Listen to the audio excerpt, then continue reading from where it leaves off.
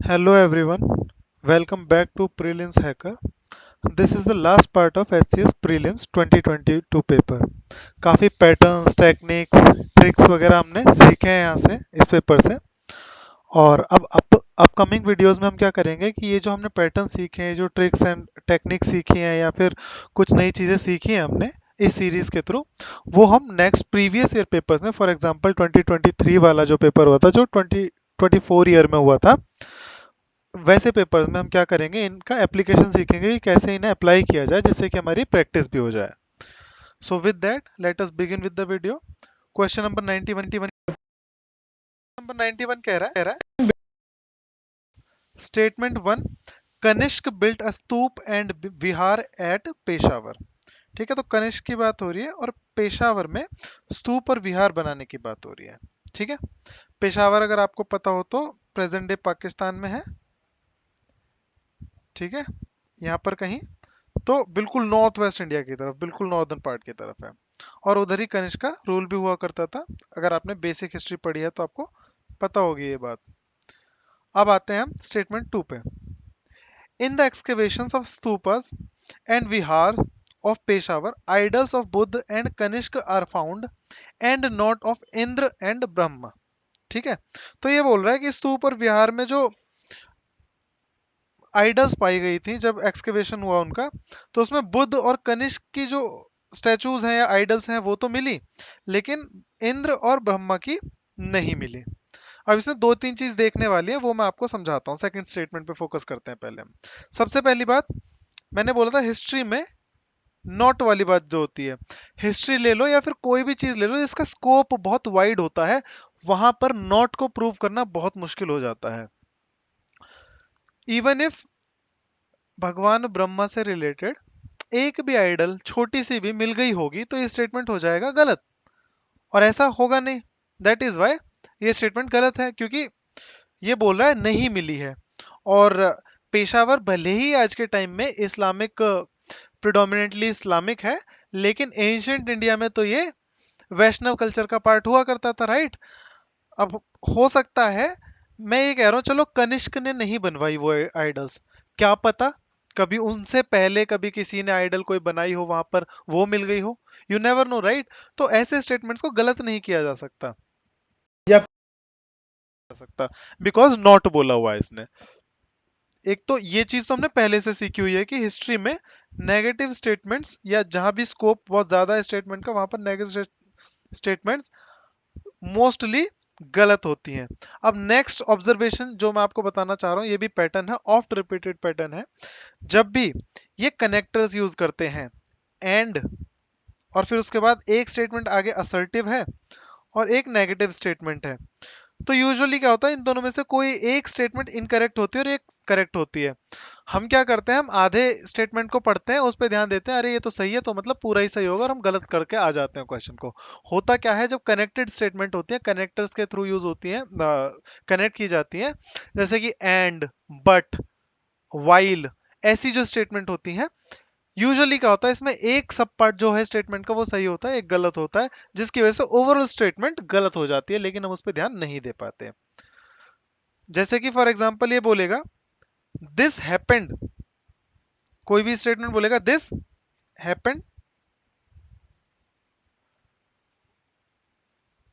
But, connector लगा दिया। ये बोलेगा दिस डिड नॉट हैपन, तो एक असर्टिव एक नेगेटिव। ठीक है, या बोलेगा this happened and this did not happen, तो कनेक्टर्स वाली स्टेटमेंट में यूजुअली क्या होता है, एक पार्ट गलत हो जाता है एक पार्ट सही होता है, तो ओवरऑल स्टेटमेंट उसकी वजह से गलत हो जाती है, तो सेकंड स्टेटमेंट को तो गलत मानूंगा। फर्स्ट स्टेटमेंट है कनिष्क ने स्तूप और विहार बनवाए पेशावर में। यस, बिल्कुल सिंपल स्टेटमेंट है। जब भी हमें मैं इस सीरीज में शुरू से बोलता हुआ आ रहा हूँ, जब भी हमें नहीं पता होगा, हम एग्जैक्टली नहीं बोल सकते कि ये स्टेटमेंट गलत ही है और मुझे 50-50 की वजह से आंसर मार्क भी करना है, तो मैं मोस्ट ऑफ द टाइम उस स्टेटमेंट को सही मान के आंसर मार्क करूंगा अपना, and hence answer will be C. अगले क्वेश्चन की तरफ आते हैं, क्वेश्चन नंबर 92। अब क्वेश्चन नंबर 92 डिफिकल्ट है, अगर नहीं आता तो डिफिकल्ट है, क्यों? क्योंकि इसमें लॉजिक का यूज नहीं किया जा सकता।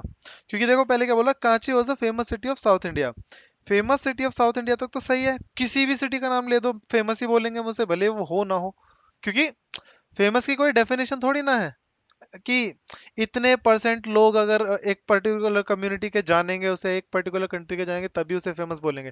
फेमस तो बहुत ऐसे ब्रॉड टर्म है, किसी के लिए कोई चीज फेमस होती है किसी के लिए नहीं, तो फेमस की वजह से हम इसे नहीं काटेंगे, even if we haven't heard the name of that city. फिर आता है next part, centre of education. अब ये बोल रहा है सेंटर ऑफ एजुकेशन भी है, तो सेंटर ऑफ एजुकेशन, अब कोई भी सिटी को ले लो, वहां पर अगर स्कूल कॉलेजेस हैं तो वो सेंटर ऑफ एजुकेशन मान लिया जाएगा, भले वो बहुत फेमस सेंटर ऑफ एजुकेशन ना हो। फॉर एग्जांपल इंडिया में अगर मैं बोलूँ कि वाराणसी है बनारस हिंदू यूनिवर्सिटी की वजह से, या फिर पुणे है गोखले यूनिवर्सिटी की वजह से, ये आर सेंटर ऑफ एजुकेशन मान लिया मैंने, लेकिन क्या मैं ये कह सकता हूँ Nashik is not a centre of education, या फिर for that matter Palwal is not a centre of education? भाई एजुकेशन तो वहां पर भी हो रही है, तो इसे भी मैं गलत नहीं मान सकता। जो इसमें ऑब्जेक्टिव चीज है वो है कैपिटल ऑफ पल्लवास, तो पल्लवों की राजधानी था, ये सही है या नहीं है ये नहीं पता मुझे, यहाँ पर स्टेटमेंट को सही है गलत किया जा सकता है। अब नेक्स्ट स्टेटमेंट में क्या बोल रहा है, Kanchi's famous scholars Mayur Varma, Vatsayan, Dignaga and Xuanzang were there. अब ये क्या है, चार नाम है, चारों में से एक भी गलत होगा स्टेटमेंट गलत हो जाएगी, that is why I said कि ये लॉजिकली सॉल्वेबल है नहीं, क्योंकि इसमें इतने सारे फैक्ट दिए हुए हैं कि इसे गलत करना आसान है, लेकिन actually in reality none of the statement is incorrect, दोनों की दोनों बिल्कुल सही स्टेटमेंट्स हैं, and hence answer is A. लेकिन लॉजिक के थ्रू ये सॉल्व नहीं हो रहा है, इनफैक्ट अगर लॉजिक पे जाओगे तो ये गलत हो जाएगा। बट जैसा कि मैं आपसे बहुत पहले से कहता आया हूँ कि अगर लॉजिक का यूज करते हुए मैं 30-35 क्वेश्चन अटेम्प्ट कर रहा हूँ और उसमें से 4-5 गलत हो जाएंगे तो गलत होने दो, do not worry about that. अब नेक्स्ट क्वेश्चन की बात करते हैं, क्वेश्चन नंबर 93। 93 क्वेश्चन है, क्योंकि ये भी लॉजिकली तो सॉल्व नहीं किया जा सकता, बहुत ट्रिकी क्वेश्चन है। देखो ये बोल रहा है Aurangzeb had constructed the Quwwat ul Islam mosque, तो ये बोल रहा है कुवैत उल इस्लाम मॉस्क जो है औरंगजेब ने बनवाया था चिंतामणि टेम्पल को डिमोलिश करके। अब प्रॉब्लम क्या है, मैं क्यों बोल रहा हूँ कि ये बहुत इजी क्वेश्चन नहीं है, क्योंकि कुव्वत उल इस्लाम जो मॉस्क है उसको हमने हमेशा कुतुबुद्दीन ऐबक के साथ पढ़ा है कि उसने बनवाया था, लेकिन औरंगजेब ने जो बनवाया था उसके बारे में किसी ने नहीं पढ़ा होता, तो हम क्या मान के चलते हैं कि ये तो कुतुबुद्दीन ऐबक ने बनवाया था और हम इसे गलत कर देंगे। लेकिन प्रॉब्लम इज कि कुवैतुल इस्लाम या कुव्वतुल इस्लाम एक मॉस्क नहीं है, ये दो मॉस्क है, मल्टीपल भी हो सकते हैं, दो के बारे में मुझे पता है बिकॉज ये क्वेश्चन सामने आ गया है। तो कुव्वतुल इस्लाम औरंगजेब ने भी बनवाया था और चिंतामणि टेम्पल को डिमोलिश करके बनवाया था। अब जो सेकंड पार्ट है इसे मैं गलत नहीं कर सकता, बाय डिमोलिशिंग चिंतामणि टेम्पल, क्यों? क्योंकि ये टेम्पल बहुत ज्यादा फेमस कोई टेम्पल नहीं है, इसका टेम्पल का बहुत ज्यादा नाम नहीं सुना हमने। अगर इसे झूठ बोलना होता या गलत बोलना होता तो ये सोमनाथ टेम्पल का नाम भी ले सकता था, राइट, जो बहुत फेमस टेम्पल है। ये एक ऐसे टेम्पल को डिग करके क्यों लाया जिसके बारे में हमने बहुत ज्यादा सुना भी नहीं है, क्यों? क्योंकि ये दिस इज द स्टेटमेंट पे आ जाते हैं, Qutbuddin Aibak got the Quwwat ul Islam mosque built in Delhi. ये सबको पता होता है, नहीं पता तो नहीं हो पाएगा, तो मैं कहूंगा दोनों स्टेटमेंट सही है इसमें, लेकिन लॉजिकली सॉल्वेबल नहीं है। अब आते हैं नेक्स्ट क्वेश्चन की तरफ, question number 94। Statement one, the temples of Virupaksha and Pampa Devi were built by choosing a beautiful place like Vijayanagar. ठीक है, अभी हमने पीछे बात करी थी विरूपक्ष और पंपा देवी वाले टेम्पल के बारे में, टेम्पल या फिर उन उन डेटीज के बारे में हमने बात करी थी पीछे क्वेश्चन में। अब दोबारा आ गए क्वेश्चन, तो वहां से हम क्या गैदर कर सकते हैं पहले ये देखते हैं। हमेशा मैंने आपको सिखाया अगर सेम चीजों पे सेम वर्ड्स रिपीट हो जाएं, सेम कैरेक्टर्स रिपीट हो जाएं, तो एक बार क्वेश्चन को पीछे मुड़ के देख लो कि पिछले क्वेश्चन में क्या पूछा था और वहां से मैं क्या इन्फॉर्मेशन गैदर कर सकता हूँ उसके बारे में। तो हम देख लेते हैं एक बार पीछे हमने क्या बात करी थी सिमिलर क्वेश्चन के बारे में। ये रहा, तो 134 स्टेटमेंट इसमें सही था, जिस वजह से मैं कह सकता हूं कि पेट्रन डेटी जो थे विरूपक्ष थे, और विरूपक्ष का नाम कन्नड़ स्क्रिप्ट में लिखा जाता था रॉयल ऑर्डर्स में। विरूपक्ष शैव शिव जी के एक फॉर्म है, और मैत्री देवी पंपा देवी जो है उनकी वाइफ है, या फिर अगर ये भी नहीं कह सकते वाइफ है, तो हमें ये तो पता है कि उन्होंने पेनेंस किया था विरूपक्ष से शादी करने के लिए। अब इतनी इन्फॉर्मेशन मुझे पता है, इससे आगे मैं क्या ड्राइव कर सकता हूँ। The temple of Virupaksha and Pampa Devi were built by choosing a beautiful place like Vijayanagar. ठीक है, अभी इस स्टेटमेंट को एज इट इज छोड़ देते हैं। हमें पता है विजयनगर में ये टेम्पल है, क्योंकि हमने विजयनगर किंगडम के बारे में पढ़ाई करी है। अब इसे नॉलेज नहीं कहूंगा मैं, ये तो कॉमन चीज है। मतलब अगर थोड़ा सा भी विजयनगर एम्पायर के बारे में पढ़ोगे तो पता है विरूपक्ष और पंपा देवी के टेम्पल है वहां पर, श्री विरूपक्ष टेम्पल वगैरह। फिर आता है statement two, the Vijayanagar rulers adopted earlier traditions, innovated them and developed them further. अब एक काम करो, इस स्टेटमेंट में ना विजयनगर रूलर्स लिखा है, इसे छोड़ो, आप किसी भी डायनेस्टी का नाम ले लो। आप कह दो Pallava rulers, Gupta rulers, Mughal rulers, ठीक है, या फिर आप बोल दो इंग्लिश रूलर्स, कुछ भी बोल दो। क्या किसी भी रूलर के लिए इस स्टेटमेंट को, या किसी भी इंसान के लिए इस स्टेटमेंट को गलत किया जा सकता है? ऐसा नहीं होता क्या? एज ह्यूमन, ये हमारी साइकी में नहीं है कि हमने जो एक्सपीरियंस किया है पास्ट में हम उससे सीखते हैं और उसे यूटिलाइज करके हम फ्यूचर के डिसीजंस लेते हैं। और उसमें अगर मुझे कुछ कोई चीज कमी लगती है, या फिर मुझे लगता है कि अगर मैं इसमें ये चेंज ले आऊं तो चीजें एफिशिएंट हो जाएंगी मेरे लिए, तो मैं वो चेंजेस लाता हूं कि नहीं लाता? लाता हूं, राइट। और ये यही बोल रहा है इस बारे में कि उन्होंने पीछे वाले ट्रेडिशन से सीखा, इनोवेशन करी और फर्दर डेवलपमेंट करा उन ट्रेडिशंस का। इस स्टेटमेंट को गलत किया ही नहीं जा सकता। That is the second statement, तो सही होगी। सेकंड स्टेटमेंट सही होते ही आपका option B and option C cut जाता है। तो या तो आपकी दोनों स्टेटमेंट सही होंगी, या फिर आपकी वन फॉल्स टू सही होगी। अब दोबारा से आते हैं स्टेटमेंट वन पे। एक तो देखो, ब्यूटीफुल प्लेस लाइक विजयनगर, आपको ये स्टेटमेंट बिल्कुल मेड अप लग रही होगी, किसी ने खुद से लिखी है, राइट। कॉपी पेस्टेड तो नहीं है। तो चांसेस आर ये स्टेटमेंट गलत हो सकती है। अभी मैं ये नहीं कह रहा गलत है, लेकिन चांसेस आर कि ये स्टेटमेंट गलत हो सकती है। और दूसरी बात, इट इज अ फैक्ट कि विजयनगर को बसाया गया था विरूपक्ष और पंपा देवी के टेम्पल की वजह से, ना कि other way around. That is why this statement is incorrect, और हमारा जो आंसर हो जाएगा वो हो जाएगा D. Statement one is false but statement two is true. अगले क्वेश्चन की तरफ चलते हैं। अगला क्वेश्चन कहता है, क्वेश्चन नंबर 95, कि लिस्ट वन दी हुई है, लिस्ट टू दी हुई है, और लिस्ट वन में कुछ कॉम्पोजिशन, ट्रांसलेशन, कुछ तो स्कॉलर्स के काम दिए हुए हैं, और लिस्ट टू में स्कॉलर्स के नाम दिए हुए हैं। आपको मैच द फॉलोइंग करना है सिर्फ, और कुछ नहीं करना। जल्दी से पढ़ लेते हैं, और इसके बारे में जो भी समझ में आता है उससे पहले हाईलाइट कर लेते हैं।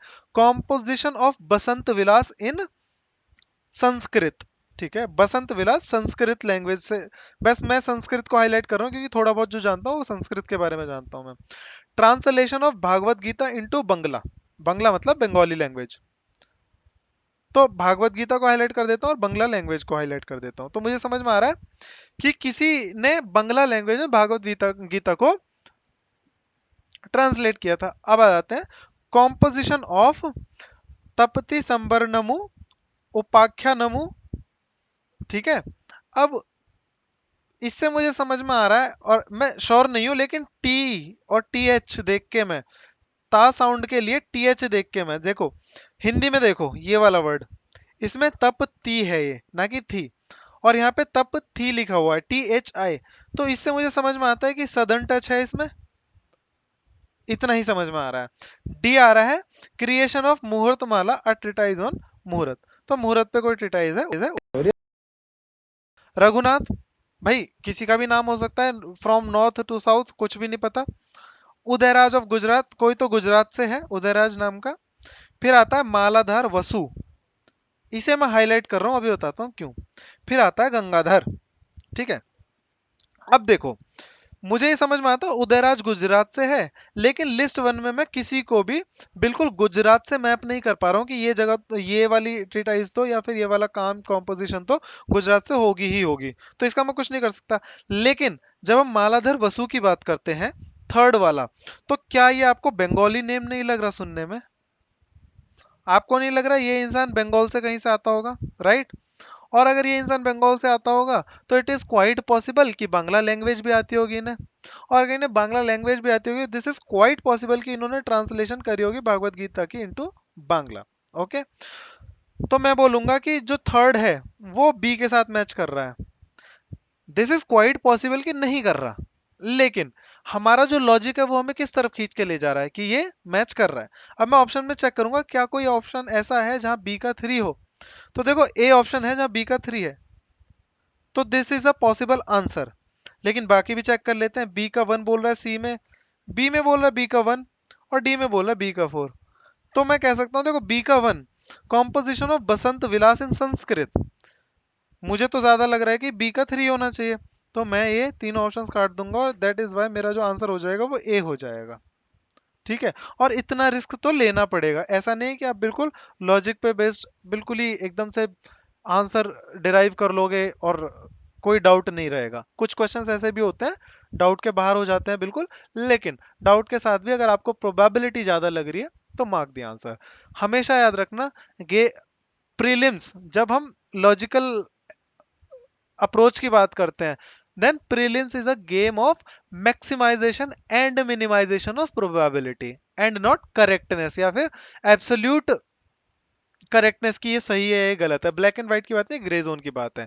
अगर मैं कुछ ऐसी चीजें सोच पा लग रहा है ज्यादा है सही होने की, तो मैं उसे सही कर दूंगा इवन इफ की 10 क्वेश्चन वाले स्टेटमेंट को सही मार्क करोगे से 8-7 तो सही हो जाएंगे।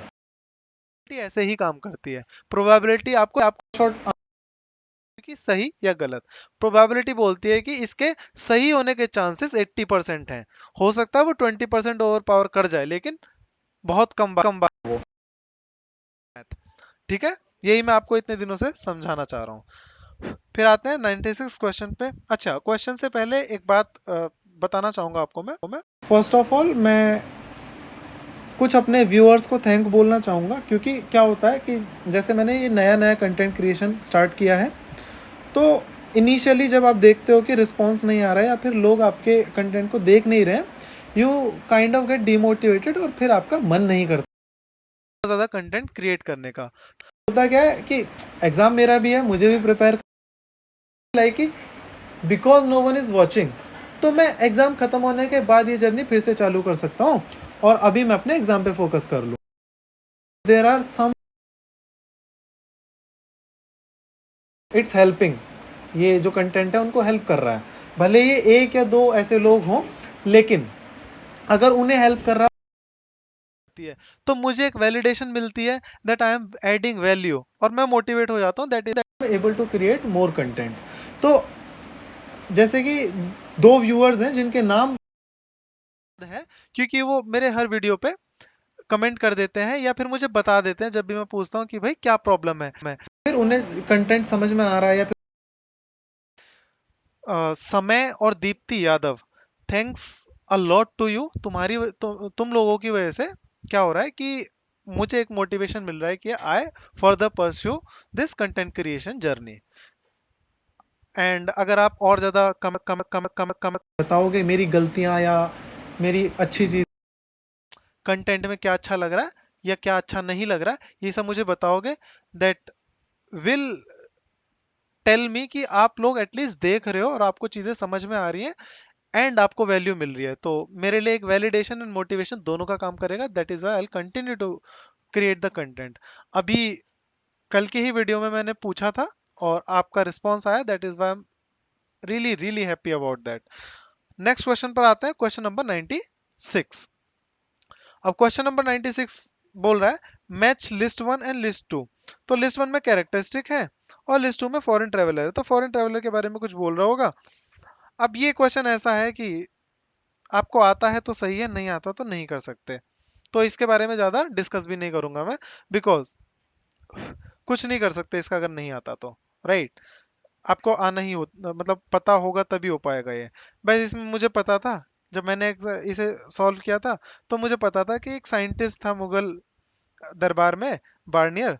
बस मुझे सिर्फ इतना पता था और कुछ नहीं पता था इस क्वेश्चन के बारे में। एंड मैंने डी का टू ढूंढा, फॉर्चुनेटली क्या हुआ डी के टू सिर्फ दो ही थे, तो मैंने सी और ए को काट दिया और फिर मैंने बस ऐसे ही देख के लगा दिया कि कौन सा प्रोबेबल हो सकता है। देखो मैंने क्या देखा कि ए का 3 बोल रहा है और ये पढ़ रहा हूँ, ए का 3 बोल रहा है और बी का बोल रहा है 1, और सी का 4 बोल रहा है और डी का बोल रहा है 2। ठीक है, ये देखा डी वाले में, डी वाले का 3 बी का 4। एक इसने क्या करा करा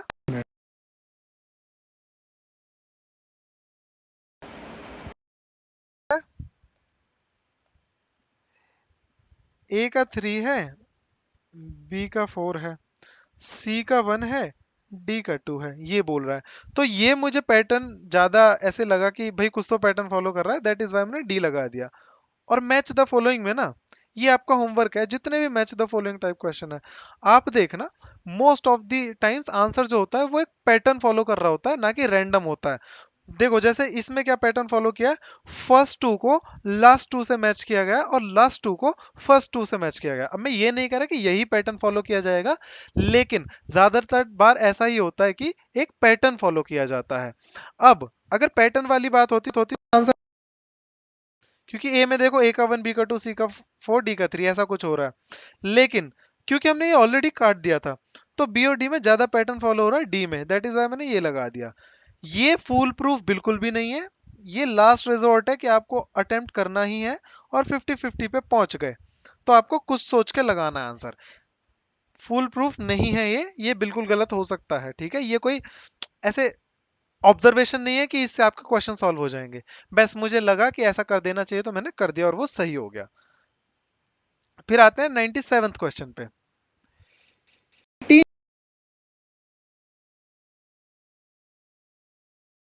डन, ठीक है। To discuss Indian questions to influence British policy, sorry, British public opinion, branches of the association were organized in major Indian cities। ठीक है, अब इस स्टेटमेंट में आपको कुछ भी गलत दिख रहा है? एक रेस्पेक्टेड पर्सनैलिटी है, ठीक है, और उससे पॉजिटिव लाइट में दिखाया जा रहा है। तो ओवरऑल स्टेटमेंट में एज सच तो जनरली कुछ गलत नहीं है। अगर कुछ फैक्चुअल गलत गलत एसोसिएशन ना बनाई हो, ठीक है, बस यही गलत हो सकता है, या फिर 1866 गलत हो सकता है, और तो कुछ गलत नहीं होगा। अब आते हैं स्टेटमेंट 2 पे। He showed that the poverty and economic backwardness. देखो इन्होंने ही बोल दिया है, ही का मतलब ये दादा भाई नौरोजी की बात कर रहे हैं। तो स्टेटमेंट 1 गलत होने के चांसेस कम है। मैंने बताया जब relationship with between the statements अगर आपको स्टैब्लिश करने को मिल जाए, तो यूजुअली स्टेटमेंट 1 जिसके बारे में रेफर किया जा रहा है सेकंड स्टेटमेंट में, वो यूजुअली सही होती है वो, ठीक है। तो स्टेटमेंट 1 सही, 1 को अभी मैं सही मानूंगा। अब statement 2, he showed that the poverty and economic backwardness of India were not inherent in local condition but were caused by colonial rule which was draining India of its wealth and capital। अब ये क्या बोल रहा है, colonialism को, spelling गलत हो गई, एक मिनट, ये बोल रहा है, इसने colonialism की एक कैरेक्टरिस्टिक बताई है और ये उसे बैड लाइट में दिखा रहा है, ठीक है। तो मैंने क्या बताया, कोई बेकार चीज है उसे उसके बारे में नेगेटिव बोलेंगे तो वो स्टेटमेंट सही होगा। दैट इज वाई दूसरा स्टेटमेंट भी हमारा सही है, और आई विल से कि option A is the correct answer, both statement 1 and 2 are correct. फिर आते हैं 98th क्वेश्चन पे। बहुत इजी क्वेश्चन है, असर्शन रीजन वाला क्वेश्चन है, देख लेते हैं। In a message to Indian labour journal in November 1933, Jawaharlal Nehru emphasized that both the social and national struggles were basic and that in neither should a compromise be made। ठीक है, अब नवंबर 93 देख के 1933 देख के ये मत सोच लेना कि ये गलत हो सकता है, बिकॉज क्वेश्चन इसके बारे में है ही नहीं, क्वेश्चन जवाहरलाल नेहरू के बारे में है। और एक पॉजिटिव पर्सनैलिटी, मतलब एक फेमस पर्सनैलिटी है नेहरू जी, और उनके बारे में पॉजिटिव कुछ बोला जा रहा है, तो I would say this is correct statement. फिर आते हैं रीजन पे। ही अर्ज्ड द वर्किंग क्लास, देखो अर्ज्ड ऑलरेडी वाटर डाउन कर दिया इसने स्टेटमेंट को, कि सिर्फ अर्ज किया गया था। अर्ज का मतलब ये नहीं कि अब ये किसी भी तरीके से अर्ज किया जा सकता है, हो सकता है डायरेक्टली बोल दिया हो स्पीच में, हो सकता है कुछ ऐसे एक्शन कर रहे हो जिसकी वजह से लोग मोटिवेट हो ये करने के लिए। तो urged is already a watered down statement. मैं वाटर शेड क्यों लिख दिया मैंने, ठीक है, ये वर्ड ऑलरेडी स्टेटमेंट को वाटर डाउन कर रहा है, तो मुझे पहले ही इंडिकेशंस मिलेंगे स्टेटमेंट सही होगी। The working class to play its role in anti imperialist struggle, बिल्कुल सही। और मैं अब एक साथ पढ़ लेता हूँ बिकॉज लगा के। In a message to the Indian labour journal in November 1933 Jawaharlal Nehru emphasized that both social and national struggles were basic and that in neither should a compromise be made because he urged the working class to play its role in anti-imperialist struggle। तो बिल्कुल मैंने बोला अगर remotely भी related हो एक दूसरे से स्टेटमेंट तो हम जाएंगे करेक्ट एक्सप्लेनेशन पे, ना कि not the correct explanation. That is why A and R both correct and R is correct explanation of A. फिर आते हैं next question. Next question is 99। 99 देखते हैं क्या बोल रहा है ये। सब्सिडरी अलायंस के बारे में क्वेश्चन है, ठीक है। Subsidiary alliance was a system devised by Wellesley. मैंने लास्ट वीडियो में आपको बताया था, अगर नहीं याद तो अब देख लो। अब मुझे क्योंकि ये पता था तो इसलिए मैं यहाँ तो कंफ्यूज नहीं हुआ। अलायंस डबल एल आ रहा है, वेलीजली में डबल एल आ रहा है, तो याद रखना वेलीजली ने ही सब्सिडरी अलायंस चालू किया था, या फिर अगर चालू नहीं किया था तो बहुत ज्यादा यूज किया था, लेकिन एक्चुअली डिवाइस ही किया था उन्होंने इन 1798। ईयर्स यूजुअली बहुत कम होता है ऐसे स्टेटमेंट से, ईयर गलत होती है। जब पर्टिकुलरली ईयर पे ही फोकस हो तब तो ईयर को गलत दे सकता है, लेकिन जब फोकस सब्सिडरी अलायंस, लॉर्ड वेलीजली या फिर और चीजों पे हो तो ईयर को यूजुअली बहुत ही कम ऐसा होता है कि गलत करता है, तो वो तो गलत नहीं होगा। और वैसे भी मैं इतना डिस्कस ही क्यों कर रहा हूँ, इसने इसके बारे में तो पूछा ही नहीं है, ये तो इसने इन्फॉर्मेशन दी है कि सब्सिडरी अलायंस वेलीजली ने डिवाइस करा 1798 में करा। ये तो क्वेश्चन ही नहीं है, ये तो इन्फॉर्मेशन दी जा रही है, तो इस पर तो ध्यान भी नहीं देंगे हम। मतलब ध्यान देंगे बट वो एलिमिनेट करने के लिए ध्यान नहीं देंगे। हम इस पे देखेंगे कि हमें कितनी इन्फॉर्मेशन मिल सकती है सॉल्व करने के लिए। तो मुझे अब इन्फॉर्मेशन क्या मिल रही है कि 1798 में हुआ था, वेलीजली ने डिवाइस करा था, सब्सिडरी अलायंस नाम था उसका। All those who entered into such an alliance with the British had to accept certain terms and conditions. तो सर्टेन टर्म्स एंड कंडीशंस के बारे में क्वेश्चन देखते हैं अब, क्या टर्म्स एंड कंडीशंस थे। फर्स्ट बोल रहा है the British would be responsible for protecting their ally from external and internal threats of to their power. तो यही था बिल्कुल, ब्रिटिश कोशिश। सब्सिडरी अलायंस से आपको वर्ड एसोसिएशन से भी समझ में आ गया होगा कि भाई अलायंस कर रहे हैं एक दूसरे की हेल्प आने के लिए, हेल्प करने के लिए, कि you scratch my back I scratch yours, तो एक दूसरे के लिए कुछ ना कुछ फायदा करेंगे। तो ब्रिटिश लोकल एम्परर्स की का फायदा करने की, उनकी प्रोटेक्शन करने की बात कर रहे हैं, बिल्कुल अलायंस से मैच कर रहा है ये। फिर आते हैं इस पे, in the territory of the ally a British armed contingent would be stationed and ally would provide resources to their maintenance. वही कि ब्रिटिश जो है उनका कंटिजेंट होगा किसी की टेरिटरी में और वो उसके रख रखाव के लिए पैसे भी देंगे। फिर थर्ड बोल रहा है the ally would enter into agreements with other rulers और engage in warfare only with the permission of the British. ठीक है, तो आप देख रहे हो ये क्या दिखा रहा है हमें, सब्सिडरी अलायंस के बारे में कुछ बता रहा है। ये बता रहा है कि how British were taking control, है ना, धीरे धीरे। तो बेसिकली ये बता रहा है how colonialism was negative for us. ये भी नेगेटिव दिखा रहा है, ये भी नेगेटिव दिखा रहा है और ये भी नेगेटिव दिखा रहा है। तो ये स्टेटमेंट सही होंगी, कोलोनियलिज्म को नेगेटिव दिखा रहे तो स्टेटमेंट सही होंगी।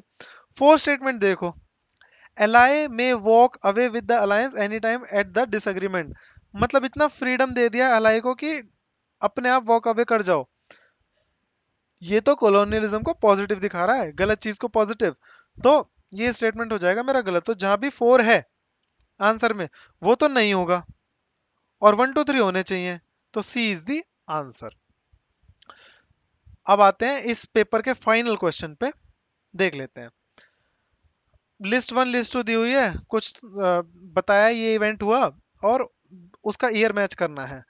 तो सबको पता होता है इसमें से, अगर आप लिस्ट वन देखें तो इसमें से सी वाला देखिए, सबको पता होता है बॉम्बे और थाने के बीच में जो रेलवे लाइन डाली गई थी सबसे पहले वो 1853 में डाली गई थी। तो सी का फोर तो सबको पता है, तो सबसे पहले मैं ऑप्शन काट दूंगा जो मैच नहीं कर रहे इससे। तो ए ऑप्शन में सी का 3 बता रहा, काट दिया मैंने, और डी ऑप्शन में सी का 3 बता रहा है, मैंने काट दिया। ठीक है, अब देखो, इसमें लॉजिक नहीं बता रहा मैं कुछ भी, क्योंकि लॉजिक से सॉल्व हो ही नहीं पाएगा क्वेश्चन। मैं बस आपको बता रहा हूँ कैसे अपनी पेरिफेरल नॉलेज का यूज करना है। अब जब आप हिस्ट्री या पॉलिटी पढ़ते हो, तो आप उनकी रेगुलेटिंग एक्ट वगैरह, पिट्स इंडिया एक्ट वगैरह के बारे में पढ़ते हो। तो जब आप उन एक्ट्स को पढ़ते हो तो आप देखते हो कि बिल्कुल ही बिगिनिंग में हम सुप्रीम कोर्ट के बारे में पढ़ते हैं, स्टैब्लिश होने के बारे में। 1770s की बात है वो कुछ, राइट। तो अगर मैं setting up of supreme court at Calcutta की बात करूं, तो बहुत बिगिनिंग में पढ़ते हैं मुझे 1774 के पास। तो ए का टू होना चाहिए इस हिसाब से। ए का टू है हमारा सी ऑप्शन में, that is why C option is correct. मैं बोलूंगा ये लॉजिकली सॉल्वेबल नहीं था, इसके लिए अगर डायरेक्ट नॉलेज नहीं तो पेरिफेरल नॉलेज तो चाहिए ही थी आपको। That is all for this paper. Thank you for watching. अब हम बहुत जल्दी 2023 का पेपर सॉल्व करने की कोशिश करेंगे। That's all for the day.